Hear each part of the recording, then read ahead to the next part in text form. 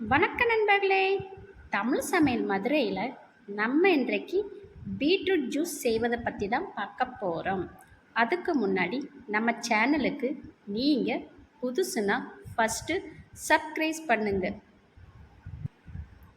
Beetroot juice தேவையான பொருள்: ஒரு பீட்ரூட், பால், வெல்லப்பாகு. ஒரு மிக்ஸி ஜாரில் இந்த பீட்ரூட்டு போட்டுக்கணும்.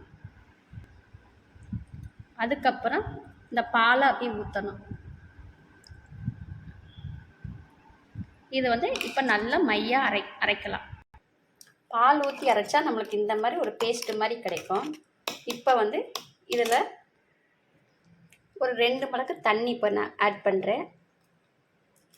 இனிப்புக்கு வெள்ளை சிரப்பு ஊற்றுறேன், வெள்ளைப்பாகு. உங்களுக்கு எவ்வளோ இனிப்பு தேவையோ அந்த அளவுக்கு நம்ம இனிப்பு ஊற்றிக்கலாம். எனக்கு கொஞ்சம் இனிப்பு கூடனால நல்லா ஊற்றிருக்கேன். நிறைய இனிப்பு ஊற்றிங்கன்னா உங்களுக்கு அந்த பச்சை வாசனை எதுவுமே தெரியாது, நல்லாயிருக்கும் பீட்ரூட் ஜூஸ். இதை இப்போ அரைச்சி உங்களுக்கு காமிக்கிறேன்.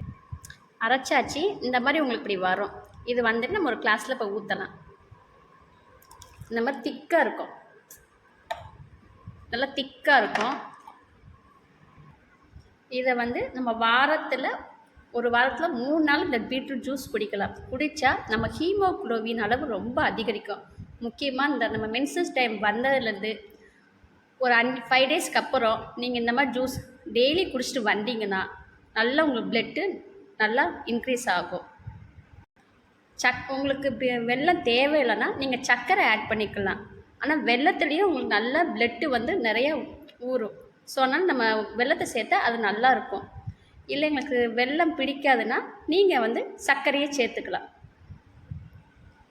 நம்ம சேனலுக்கு சப்போர்ட் பண்ணுங்கள். மறக்காமல் லைக் அண்டு ஷேர் பண்ணுங்கள்.